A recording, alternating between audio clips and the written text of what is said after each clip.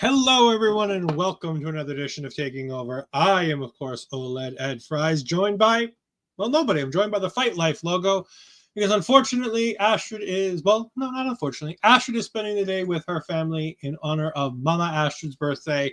So happy birthday, Mama Astrid. We greatly appreciate you for giving us the wonderful Astrid. So hopefully you have had a wonderful day today.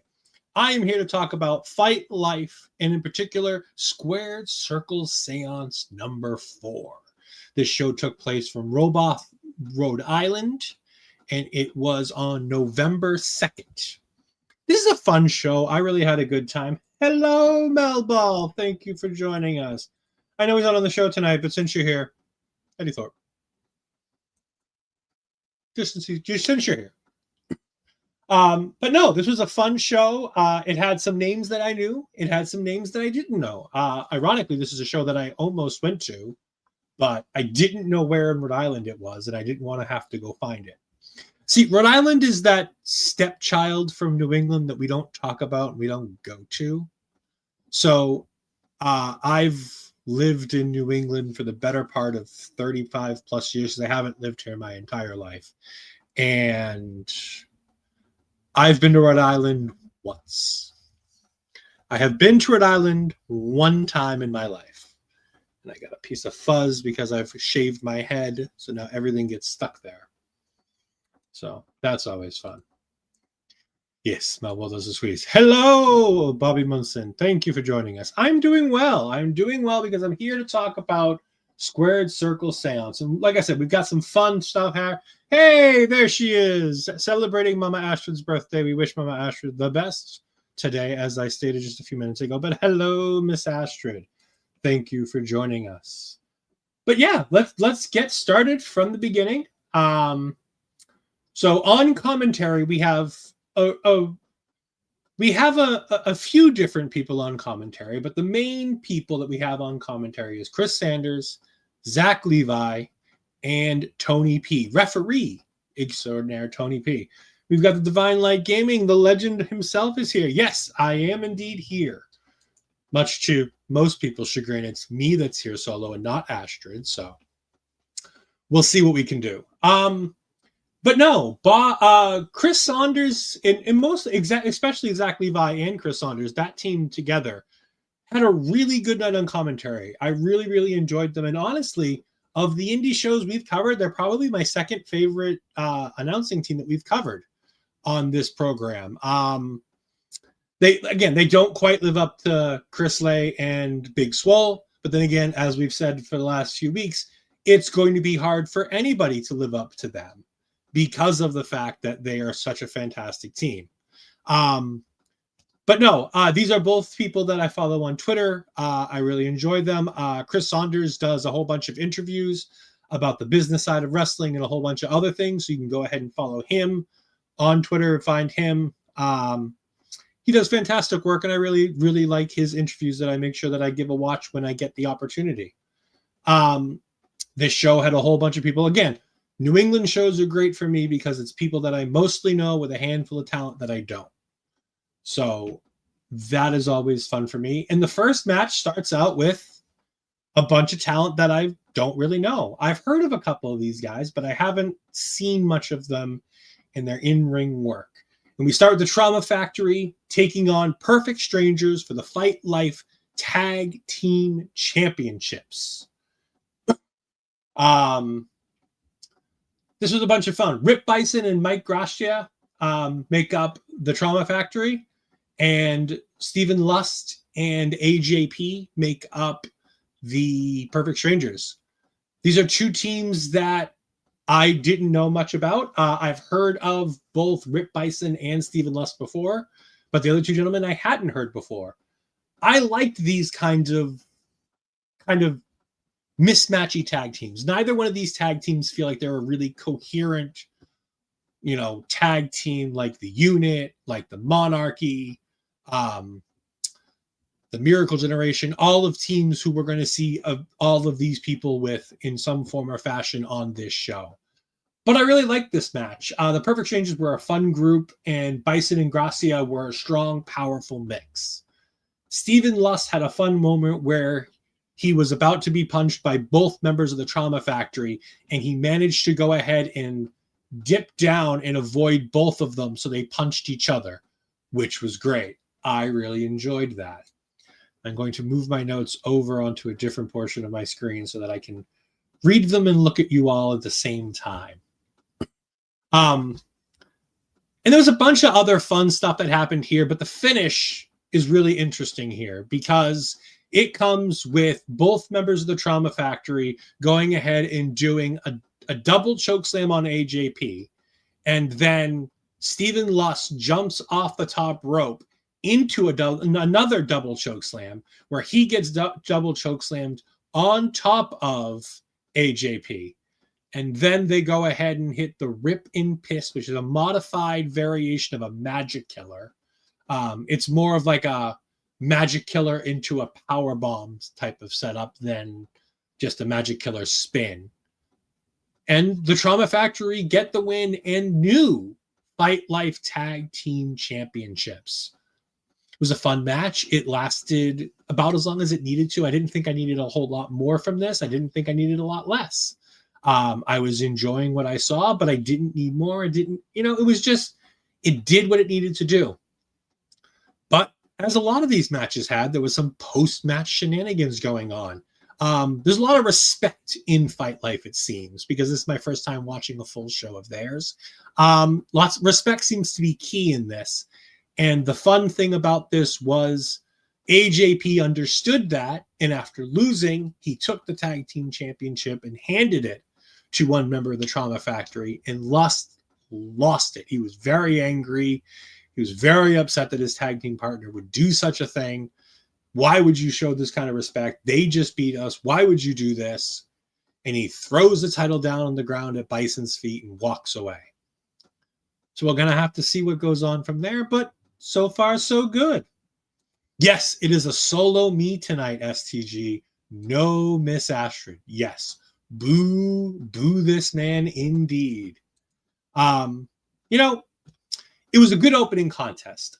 This crowd is really fun. It's a smaller crowd than we're used to on some of these shows, but that being said, they're loud, they're into it, they're doing a good job. I really enjoy it. Yes, I know you're booing me. That's fine. As long as you keep watching me and boo me, that's all that matters. We're going to move on to match number 2 here, which is Yoscifer taking on Jeremy LaCroix with Roxanne Fury. I have questions about this match. Is Roxanne Fury the daughter or pretending to be the daughter of Brian Fury, who was a legendary name in the Northeast Territory up here? Or is it just, somebody on the thing and that's the name? This match doesn't... I like this match, but I didn't like it as much as I liked the opener. It was probably my least entertaining match of the night. Jeremy LaCroix was running away from Yoscifer, as you should. This guy's a big, beefy guy who, with the face paint and the beard he has, you could barely see his face. But he's a power guy. He's a big, beefy guy. He does a lot of the fun, interesting moves. It's really fun and interesting, but Jeremy did a lot of running around. The match took about 5 minutes to start after both guys got to the ring because Jeremy kept running away and trying not to have the fight. Fight Life is not an independent promotion out of Brockton. It is an independent promotion that runs predominantly in the Rhode Island area. So southern New England, almost in the New York, New Jersey area. They are next running in Providence, which will be their first time in Providence, which will be interesting for Mr. JT Dunn. We'll get to him in a bit. Otherwise, this match is good. This match is fun. There's some good comedy sets and sections in here. Roxanne tries to tempt this big Neanderthal of a man, Yoscifer, with a Slim Jim or a meat stick. He throws it down and gets ready to go attack her. But at that point, Jeremy goes ahead and gets the advantage. He gets back in the ring. But not too long after that, Yoscifer has Jeremy in the camel's clutch. Roxanne steals the ring bell and starts ringing it over and over and over again, which is fine. It's a cute thing.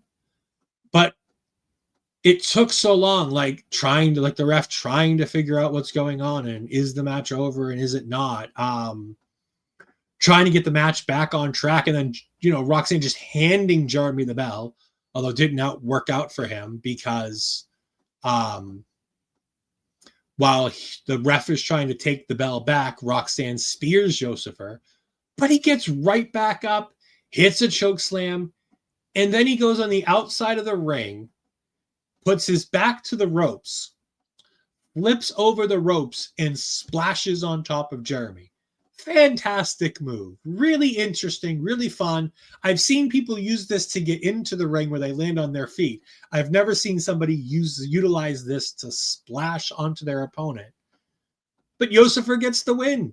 Really fun, really interesting finish. I liked it. Post-match, he kidnaps Roxanne Fury. Really interesting to see what happens out of that. But again, 2 matches down. We've had a post-match angle in both of them. Not something you always see on the independent circuit. So good to have it here. We then get one of my favorite matches of the night with 2 of my favorite people in the New England area. Dustin Flash Waller taking on Shannon Relentless LeVangie. This match is spectacular. This match is just incredible. Shannon LeVangie doesn't get the respect that she deserves. 1, because she's so young, and 2, just because of the fact that more often than not, she's not always wrestling the women. She's more often than not wrestling against the men. And she makes these intergender matches just feel like another wrestling match, which is the highest compliment that I think you can give when it comes to a female wrestler wrestling against the men. That you don't look at it as an intergender match between a man and a woman. You just look at it as an incredible wrestling match. It's also amazing for Shannon because Dustin Flash Waller has the name Flash because of how quickly he can work, the speed, the ability, the high flying ability he has. And she meshes with him so well in this match. This is apparently a first time ever match, which is kind of a surprise considering they're both, mainstays in this New England area. But to have this first time ever match was really great. There's a really fun spot in the beginning of the match. Yes, Bobby, Shannon is indeed fantastic. We'll talk about her on Thursday night. I'll get to that in a little bit for everybody who's here in the chat. We'll talk a little bit about what's coming up on Thursday in a bit. So in the beginning of the match, as they're trying to jockey for position and get some things going, Shannon grapevines sort of Flash's legs. And so he has to kind of like hop to the ropes to go ahead and get out of it. They do another sequence and he gets her in a very similar position and she just takes her foot and steps out of it and then bows. It was really fun. It was really interesting. Then this match just kicks into high gear. These 2 are really good. They do a lot of that run against the ropes, kind of rally off of, like bounce off of the other guy and then like change direction. So it's more like L's off the ropes than it is just straight back and forths. But this match kicks up into a gear when Dustin Waller does a springboard from the outside to the top rope. He tries to hit Shannon with something. She ducks it. He manages to move right into a lethal injection, which she also avoids. She gives him a super kick. She then hits the Twisted Trouble, which is basically a twist of fate. Waller kicks out at 2. A couple minutes later, Waller hits his lightning bolt lethal injection for the win. And Dustin Flash Waller gets the better of Shannon LeVangie tonight. This match is sensational. If you don't know who either of these 2 are, 1, you need to watch more New England professional wrestling. And 2, you really need to go ahead and look them up. Dustin Waller is part of the Miracle Generation. They are probably one of the best tag teams on the independent circuit right now, as far as I'm concerned. Sensational match. And again, something different. In the opening match, we had a tag team match with kind of mismatched tag teams with a lot of power in it. In the second match, we just have 2 big guys kind of going at it with a little bit of comedy spots. Here we have 2 speed demons and just technically proficient professional wrestlers having an incredible singles intergender match. We then move on, and again, this is one of the things I love about the independent scene is that you constantly get these cards of diversity, not only in the talent that are in them, but also in the style of matches. Danny Miles is supposed to take on Eric Cha-Cha here in a knockout or submission only match. However, unfortunately, we find out from Danny Miles that Eric Cha-Cha has had a family emergency, but he says he's still here to fight. He's trained for a knockout or a submission fight. So he says that stipulation stays, and anybody in the back who wants to can come on out and take on Danny Miles. Out comes MMA fighter and sparring partner to the stars. They mentioned a couple of names that he's worked with, and if you've been on his Instagram, you can see that he is a very popular sparring partner for a lot of top-level MMA fighters in the UFC. Bobby Casale comes out here. Bobby Casale apparently won a pre-show battle royal, and this match is sensational. It is blood sport, but with the ropes, is essentially what this is. And this is the perfect kind of match for a guy like Danny Miles. More importantly, this is the perfect style of match to showcase the greatness of Bobby Casale, a very young independent wrestler in his wrestling version. Obviously, he's been wrestling a long time. Being an MMA fighter, you really have that mix. But I love how these two really work well together, and the knockout or submission style really works because it really dives into a different form of professional wrestling that you can do. And again, something different for every card. Yeah, Bobby, I was thinking of you when I watched this, and I was going to give you the login so you could watch this match, because I think it's sensational. But the finish comes when Bobby Casale does cheat a bit in something that even isn't allowed in this, which is that he rakes Danny Miles' eyes and then hits him with an absolute gigantic kick that just knocks Danny Miles to the ground, knocks him out. The ref jumps on top of him, calls for the match to be over, and Bobby Casale defeats Danny Miles. The era of violence in Fight Life did not last long, as Danny Miles goes down to the young upstart Bobby Casale. Love this. If you haven't checked out Bobby Casale, he's now my one to watch for this show.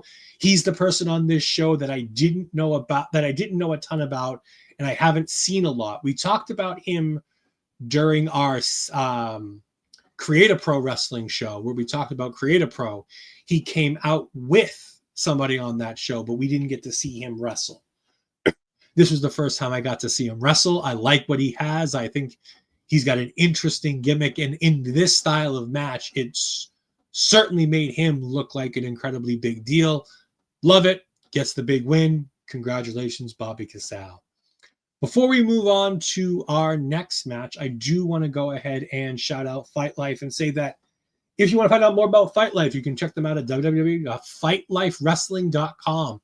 On Twitter, you can go ahead and follow them on Twitter at FightLifePW. And of course, you can watch their content on Fight Life Pro Wrestling.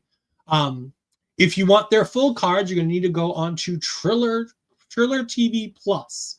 Does have this, and right now Triller's running a fantastic promo where you can get 1 year for $39. I actually used that to go ahead and sign up for this, to go ahead and get this show, because I want to see more of what Fight Life has to offer.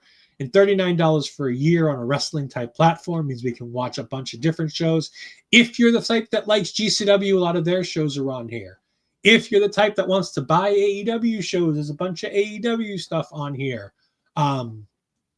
Wrestling Revolver, a lot of their content lives on here. There's a bunch of content on there. So if you go to Triller TV Plus, you can go ahead and find that. And make sure you go ahead and check these guys out. Give them a follow on YouTube. Give them a follow on Twitch, on Twitter, to make sure that you go ahead and see what they've got coming up. Our shortest match of the night comes up next as Ariel takes on Dank the Clown. Yes, you heard me right. And a wrestler that would make Bobby one of the happiest men in the world. And Bobby, I think you should book Dank the Clown for PPW, because this is definitely up your alley. Dank the Clown comes from Amsterdam. Yep. I wonder where this gimmick is going. They come from Amsterdam. They weigh in at 420, which is not their weight because they are a thin, frail individual. Taking on Queen Ariel of the Monarchy. Yes. Yes, you absolutely get where this gimmick is going. Yeah, which is why it's not the character for me. And I would say that I'd love to see more about their wrestling style and how this person works in the ring. We got about a 2.5-minute match where Dank the Clown taps out to Ariel in a one-legged Boston Crab very, very quickly. I didn't get to see a lot out of Dank the Clown. Dank the Clown does come out in a very Doink the Clown inspired attire, which is interesting, I guess. I couldn't find anything on Dank the Clown other than their Twitter because, unfortunately, every time you try to Google Dank the Clown, it tries to tell you to go to Doink the Clown. So it's hard to find information about them. Oh, don't pit Dank Buds up against the Queen. Nope, they did indeed. They did indeed. Oh, the Queen smokes Dank in this one. Yeah, way too quickly. But you know, Ariel likes a nice, quick, easy, evening. So you know, we'll see Ariel in a bit. But yep, we then get to our final match before our intermission, and it is the first half main event as we have Mortar, who is the Chaotic Wrestling World Heavyweight champion going into their latest show, Breaking Point, which me and Bobby and Papa Smokes will be talking about on Ring Respect Radio this week. So he was the champion going into that. We'll see if he came out as the champion, taking on WWE legend Gangrel. No gods, no kings, only Mortar. Yes. And for the first time, I get to see Mortar work heel, which was interesting. I've never seen Mortar work heel, but it was smart that they both knew that Gangrel was going to be over and that Mortar worked a slightly more heel role. He cheated. He took dirty tactics to get the job done. He stopped Gangrel from fanging and banging by taking the... Gangrel was going to do the cup and then spit it into the air. However, he says, no, stop. We can't do that. We can't do that. Look, this is a brand new ownership of this building, and we don't want to upset them by spitting the red blood onto the white ceiling. So instantly, Mortar is working as a bit of a heel here, stopping and denying the crowd what they want. Yeah, Bobby, it was really strange to see Mortar working as a bit of a heel, working against the crowd, so to speak. However, it worked.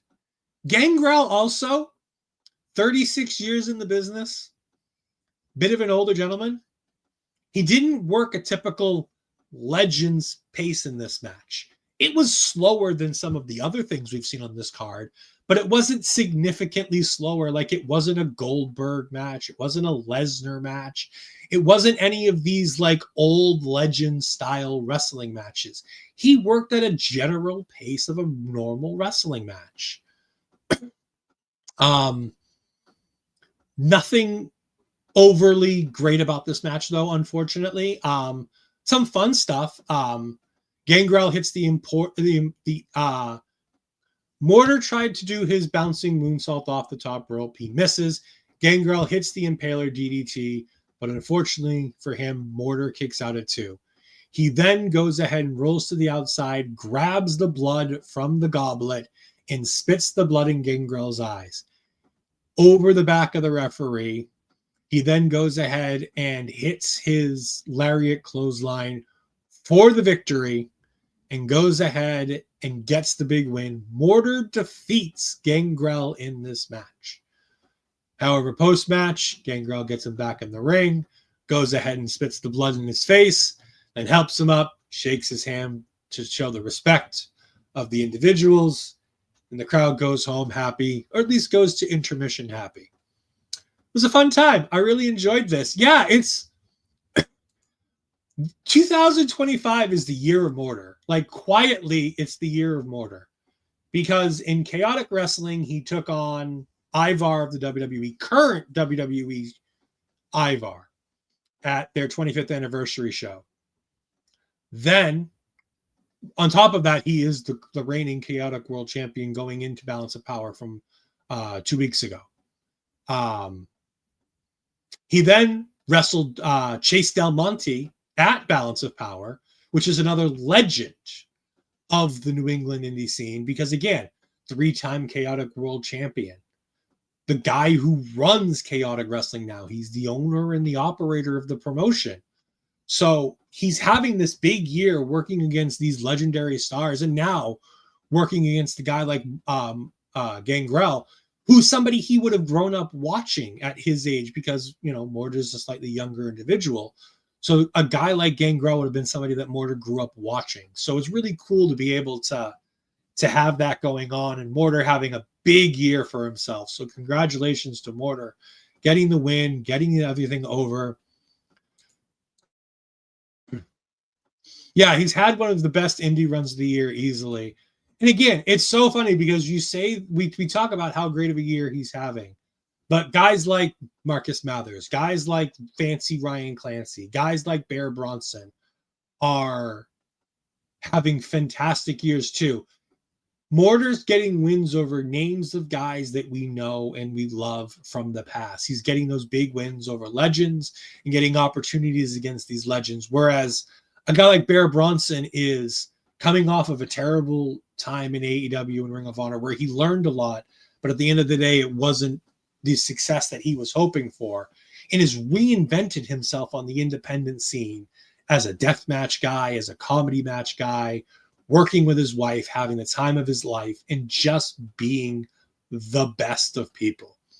So I'm very excited to see the future of Bear Bronson. Today it was rumored that he's in talks with TNA. And all I can say about that is TNA, sign this man, sign Bear Bronson, because he will make a fantastic addition to any locker room, especially that TNA locker room. When we come back from intermission, we come back to Dezmond Big Boofa Cole. Love me some Big Boofa. I don't get to watch his matches much, but I get to see a lot of clips of him online. And I know that he's a big name in this scene, especially more up in the Limitless Wrestling area, is where he does a lot of the work that I know he does. Taking on number one Ichiban. As Bobby will know, number one Ichiban is fantastic. And again, giving us something slightly different here. This is a more fast-paced Lucha Libre-esque style match. Both of these guys are incredibly over. The crowd loves both of them. The crowd chanting one did indeed confuse commentary a little bit, because, you know, you've got both guys down and the crowd is chanting along with the referee's count, and they're always chanting one, one, one. And it gets a bit confusing, because if you don't keep track of how many ones they're chanting, you don't necessarily know what count you're up to. So, you know, number one Ichiban does create problems in a whole mess of different ways. These guys are incredibly talented. I've now seen Ichiban twice in about 2 weeks span. Ichiban was on the card for the Wrestling Open Rhode Island card that, spoiler alert, the Wrestling Open Rhode Island card that we are covering next week on this show right here. Me and Ash will be covering Wrestling Open Rhode Island from 2 weeks ago, where indeed we had the Women's ID Championship settled after the relinquishment from Kylie Ray. So we got all kinds of good stuff coming up on that show. So we'll talk more about Ichiban there. But I really got to sit back and really enjoy what Dezmond Cole can do. At one point, he did a handstand while in a rest hold. Like, he had like a rear shin lock on and like did a handstand to put extra pressure on it. And that was fantastic, because the amount of balance you have to be able to do to pull something like that off is sensational. Ichiban at one point hit a swinging neck breaker with both of the guys on the top rope. So they were both up top, and he swung them all the way to the ground, but he only got a 2. Cole hit a German suplex as Ichiban was running to the ropes and bounced off the corner turnbuckle into a German suplex. Like, just picture perfect, timing sensational, just bam. Fantastic. Cole went to the top, but Ichiban rolled to the other side of the ring. Dezmond Cole said, "That's fine." And he still hit the splash. Almost the entire ring he cleared to hit that splash, but only got a 2 count. Finally, Ichiban gets up to the top rope, and he hit the same Canadian destroyer that Shannon LeVangie hit earlier in the matches against Dustin Waller to get the win. 1, 2, 3. Number 1 Ichiban is indeed still number 1 tonight as he gets the big win. I like this match. Again, we say it all the time, but if you haven't seen some of these guys, you should. I like Ichiban a lot. The number 1 gimmick, if you like the number 1 thing, like the 10 in NXT with Ty Dillinger, or you can get into the Joe Hendry style stuff, I think Ichiban is your man. If you're looking for something a little bit different, I think Dezmond Cole is somebody that you should be keeping an eye on. I think Dezmond Cole is sensational. Both these guys are great. I think Dezmond Cole's got a little bit of an interesting act here. The big Boofa thing. He comes out bopping around, really, really enjoying himself. Wrestles in suspenders, it seems. I love this guy. I really enjoyed everything going on here.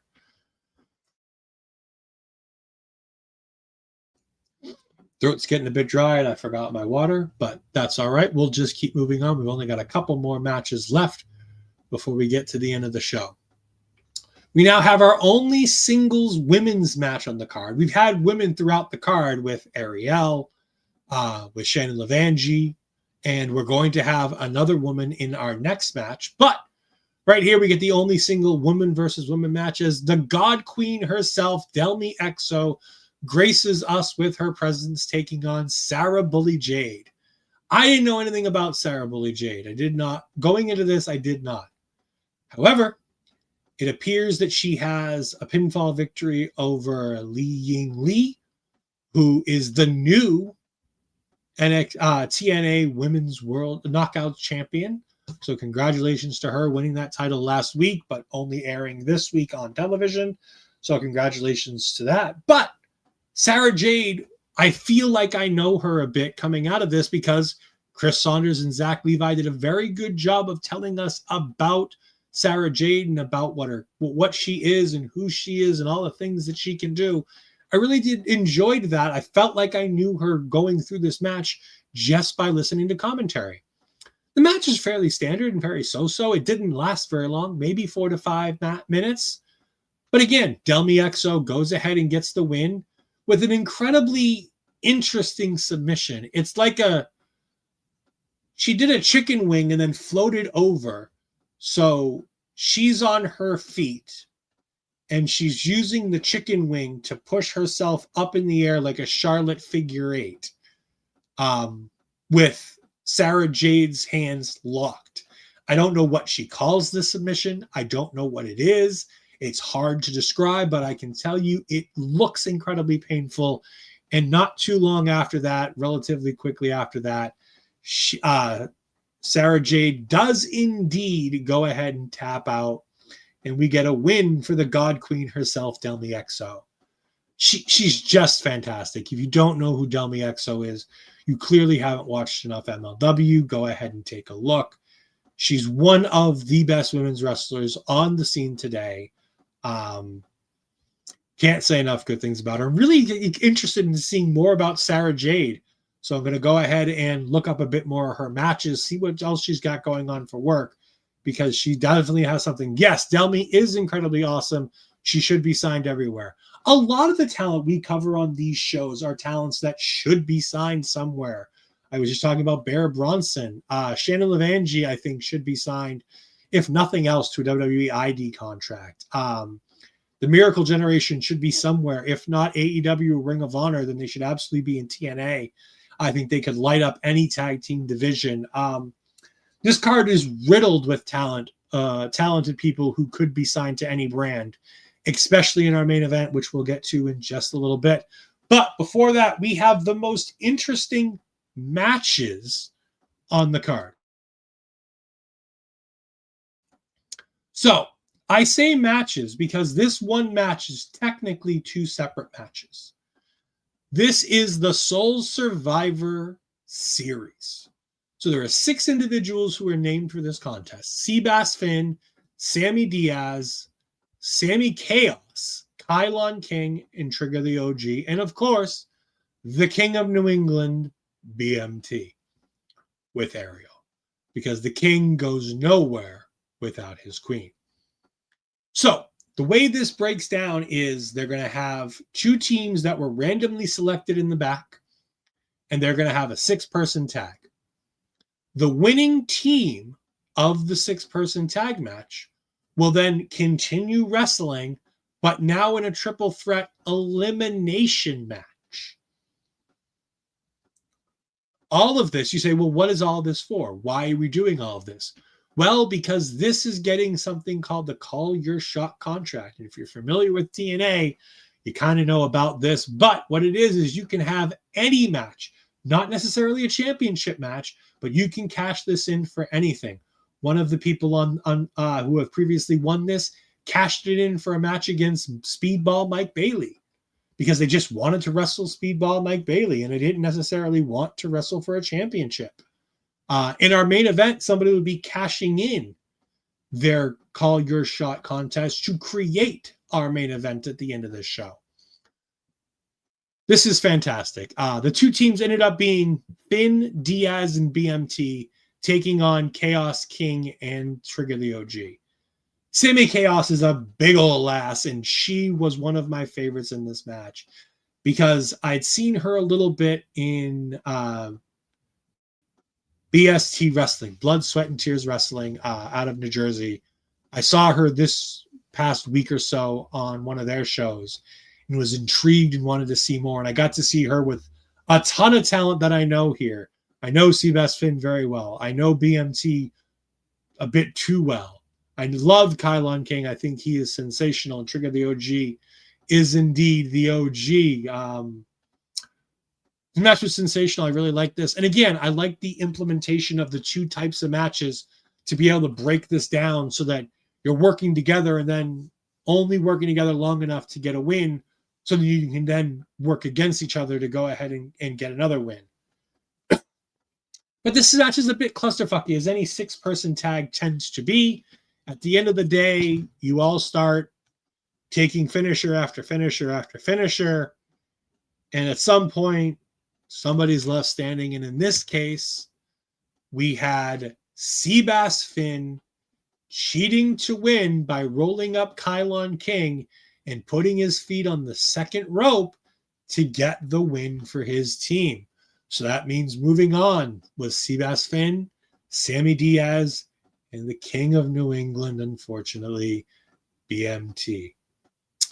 This triple threat match, however, is not a clusterfuck. It is sensational. It starts out right from the get-go as Sammy and Finn try to write off BMT right out of the gate by going ahead and double super kicking him. But Ariel continued to be a thorn in these guys' side and got involved over and over and over again because in a triple threat match, there are no disqualifications. So she was able to do everything she wanted to do. At the end of the day, though, Seabass Finn tries to do a sunset flip onto over Sammy Diaz to go ahead and pin him, but Sammy Diaz falls to his feet, hooks the legs, leans forward and grabs the rope, and he cheats to win to eliminate Seabass Finn. What's good for the goose is apparently also good for the gander, which leaves BMT versus Sammy Diaz. And Sammy Diaz is a bit of a belt collector up here. He's trying to collect as many championships as he can. I believe he's at 4 or 5 championships currently. He's not Mercedes Moné level of championship, which is good because nobody should hold 13 championships because you should be out there defending these championships and not just winning them. And this goes into a fantastic segment. This match just back and forth, back and forth. Diaz hits BMT with all his big moves, but somehow BMT keeps kicking out. BMT then pushes Sammy Diaz into Ref Gina, but Diaz stops himself before he does. But BMT rolls him up, pulls the tights, 1, 2, 3. And unfortunately, the King and Queen of New England now hold the call your shot contract. At any time, they can call their shot to get any match that BMT wants. Whether it be a Fight Life World Championship match, whether it be a tag team match, whether he just wants to eliminate the unit because they can't stand the unit in storyline. All of those things are up in the air for BMT right now, as he is the Fight Life call your shot for winner. So congratulations to BMT on the big win. I wonder if we'll see him later on, because we are now to our main event of the evening in a match that was created by JT Dunn using his call your shot contract to challenge for the Fight Life World Championship against Richard Holliday. Yes, the man with the signature move himself, taking on JT Dunn. Richard Holliday has held that championship for 497 days going into this match. However, there's a bit of a stipulation on this one, because he continues to use the title belt and the signature move to sneak his way out of these championship matches. And the booking committee is unhappy with that and says, Richard, here's how this one goes. If you're caught using your signature move, using the title belt, or any other form of chicanery, and you get disqualified, you're going to be stripped of the Fight Life World Championship as well. No champion's advantage in this. It's a battle to the death. One of them will gain the championship. The other will have an unfortunate night. This is a match that really could be on any weekly television program. JT Dunn and Richard Holliday are about as good as it gets on the indies. They've been doing it for years upon years upon years. They know exactly how to play to the crowd, do all the things they need to do, and have a fantastic wrestling match. And this is like exactly what you'd expect from them. Richard Holliday focusing on a body part. In this case, it's both the shoulder and the elbow, because he knows that JT Dunn's finisher is that death by elbow, and he wants nothing to do with death by elbow. So he's trying to stop JT Dunn by doing that. At one point towards this match, Holliday crushes Tony P in the corner, and JT Dunn hits El Dirte, and he gets the pin.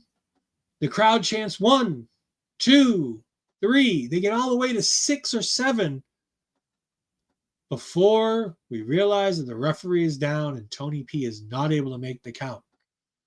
So JT gets up and he tries to revive him. But unfortunately, this is where Richard Holliday, with the referee down, hits his signature move. He then hits the 2008 and tries to go for the pin. But unfortunately for him, the referee is still down. But Ref Gina comes to the ring to try to make the count. She gets a 1, she gets a 2, but unfortunately, JT Dunn kicks out. So unfortunately for Richard Holliday, the match continues. Well, Holliday doesn't like this, and he takes Ref Gina and he pushes her down and throws her out of the ring. Very, very rude of Richard Holliday to throw a woman down like that. But Richard Holliday wants to win this match. But at this point, JT Dunn goes ahead and hits the signature move. But he only gets a 2 count as Tony P gets back up and whatnot. We then get a little bit back and forth again. JT Dunn finally gets to hit his death by elbow. And he gets the 1, 2, 3, and new Fight Life World Champion JT Dunn. The pride of Providence, Rhode Island, is now the Fight Life World Champion. He cuts an emotional promo after the fact, talking about how he's been with this promotion since the first day that it started. He loves things here, and he wanted to take this back, not for himself, not to win a championship for him, to show his son what it is to be a champion, but no, he wanted to do this for the people, to take this title away from Richard Holliday and give it back to the people, to be a fighting champion the way they deserve, with matches they deserve. But out comes that dastardly BMT. and he confronts JT Dunn, but he says, nope, no, this is your moment. You keep your moment. And the moment JT Dunn turns his back, BMT attacks. He beats him down, and he tells the referee that he wants to cash in his call your shot gauntlet, call your shot contract. But before the match can be officially started, out comes the unit. Danny Miles, Trigga the OG, and AJP all run out to make the save. And apparently here in Fight Life, AJP is a member of the unit. BMT gets run off, so he doesn't get to cash it in, but he's still there looming. He apparently still has that contract whenever he wants it. So only time will tell. But JT Dunn ends the show as the pro wrestling savior and indeed the new Fight Life World Champion. This was a fantastic show. I really enjoyed this. Just under a 3-hour show. It's Fight to watch. And again, Triller TV if you want to watch the show for yourself. More importantly, if you want to find Fight Life, they got all their stuff right up here. FightLifeWrestling.com. Fight Life Pro PW on Twitter. And of course, Fight Life Pro Wrestling on YouTube. Go ahead and check out all of their great YouTube content where they have older matches up there ready for you. And again, like I said, we are going to be headed to Rhode Island one more time next week, as we're going to go ahead and cover something I was at live, the WWE ID Showcase, where we're going to crown the new WWE ID Women's Champion. You say, well, Ed, we already know who that is. It's Lady Luck. Yes, we do unfortunately know who the winner is. We talked about that on last week's show. But we're going to go ahead and cover that because Ashton and I want a little bit of an easier show with this holiday weekend to spend time with our families, so not to spend so much time watching professional wrestling. We're going to go ahead and just have a bit of a quicker show. This show will have about 5 matches on it.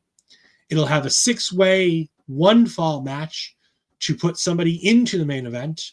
It'll then have the 6-woman elimination match. It'll also have the Shooter Boys taking on Starstruck.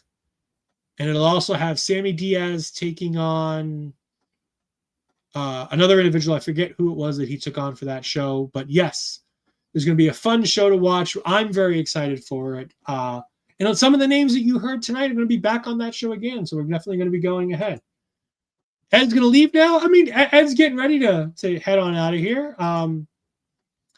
Thanksgiving food. The menu for Thanksgiving this year is, again, a little bit like last year. I'm going to be a little bit low-key on the food to try to help continue with the weight loss. But the full menu available for everybody at the Ol'Ed household is indeed going to be a 16-pound turkey. Stuffing. It is going to be cranberry sauce, but in the jellied form. The only good form of cranberry sauce. You got to have the jellied. You don't have whole cranberries. That's for wackadoos and psychos. So you have the jellied cranberry sauce. The epitome of fantastic cranberry sauce. We're also going to have some carrots. We're also going to have some King's Hawaiian rolls. We're also going to have, we got some gravy, obviously, mashed potatoes. You know, it's a typical American Thanksgiving feast. Nothing too out of the ordinary, relatively basic. I mean, to say I ever had credibility, yeah, Eggs Benedict is a terrible food. It just is. It just is. Like, Eggs Benedict is a horrible food. You take eggs and you ruin it with a mayo-type sauce. It's just awful. And more importantly, you're not even cooking the egg properly. You're boiling it in water. Like, what the fuck is this bullshit? No, Egg Benedict is a horrible, horrible breakfast food. Mayo-type sauce, there's no mayo in it. Yes, but it's an aioli. It's an aioli, and it's essentially a mayo without mayo. Like, come on, SGG. Get your food knowledge on here, man. I know she's not here, but you can go ahead and follow Asher. All the wonderful links down here. Asher Bizarro on Twitter and Asher Bizarro20 on Instagram. You can follow her on YouTube at youtube.com/Asher Bizarro. If you're watching this on her channel, please go ahead and make sure you leave a like. Go ahead and subscribe to her. She's on the road to 400 subscribers on YouTube. She would greatly appreciate it, and we appreciate Asher. She is fantastic. You can, of course, catch me at all these places on the interwebs, but more importantly, this Thursday night, you can catch me along with Papa Smokes, the voice of Ring Respect Radio, Papa Smokes, and Bobby Munson too, because unfortunately he has to be there. And we're going to be talking all about chaotic wrestling and Breaking Point. And of course, you can follow our local establishment, all the places down here. But again, it's been at the bottom of the screen the entire show. Right into my beautiful face, you can see us at Ol'Ed Podcasts on Twitter. And of course, you can find us at our local establishment on YouTube. We're pushing the YouTube right now because we are now under 100 watch hours away from getting our first level of monetization. So if you could please give this video a like if you're watching on YouTube. Go ahead and give us a subscribe. Even if you can, especially with the holiday weekend coming up, throw us on in the background and just leave us on mute and just let the videos roll. Play the Taking Over playlist. Play the Marvel Talk playlist in the background and go ahead and just let it roll. Marvel Talk will be back within the next, I want to probably say the next few weeks, as we're going to go ahead and get ready for the new year. We're going to do a look into the future. We're going to go ahead and do our top 10 show that we were hoping to do for November, but we never got around to doing it. And we're going to hopefully get to some MCU rebounds again in the near future as well. We got all kinds of great content coming up there. And of course, we've got all the Noah content coming from Miss Melball Collins. And of course, Ring Respect Radio and Point of View with Bobby Munson, Andre C. All kinds of great content. And of course, so I want to thank you all for joining us. Let's check the chat one more time. Yes, which is why it's like a mayo type sauce, because mayo is essentially an egg-based oil sauce. An aioli and a mayo are essentially very close to being the same thing. Happy holidays to you. I'm off as well. Dale, well, enjoy your Thursday full of football. Hopefully I get some more picks right as I caught up to Andre a little bit. But Bobby Munson overtook both Andre and myself. So unfortunately, Munson's out a little bit to the lead right now. I don't like that, but we're catching up, and that's all that. That's fantastic. Noah Unleashed was unfortunately an hour, just saying. Never a bad thing when it's an hour long. You go ahead and get more Melball Collins on our TV screen. Talking about Hank and Tank. I mean, thank God she has to talk about him. I don't have to talk about him anymore. I also want to throw that, since I am the hater that I am, we did have the Iron Survivor names drawn tonight from Mr. John Felix Anthony Cena. And of course, I want to say I love the men's match. I think it's sensational. We got Readerman in there. We got Joe Hendry in there. We got Leon Slater, Javon Evans, and Miles Bourne. It's a fantastic lineup. And you want to know why? Because there's no Ethan Page. That's why that's a fantastic Iron Survivor lineup. Because there's no Ethan Page. Fuck Ethan Page, man. Sick of seeing that guy hanging around, especially since Astrid, such a big fan of him. Again, congratulations to all the new champions on NXT. And again, like I said, me and Ash will be back next week for another edition of Taking Over. It'll be another short episode because while we'll both be here, it's going to be a 5-match card, so it won't be the greatest show. I mean, the greatest Canadian of all time is certainly not Ethan Page. I mean, there are countless better Canadians than him. Shania Twain, Kevin Owens, Sami Zayn, Jinder Mahal. Like, the list of great Canadians that are better than Ethan Page can just go on for days. Like, it's a long, long list. So, no, not jealous of the greatest Canadian of all time. Thank you all for joining me. I greatly appreciate it. We will see you next time. Goodbye. I am in misery.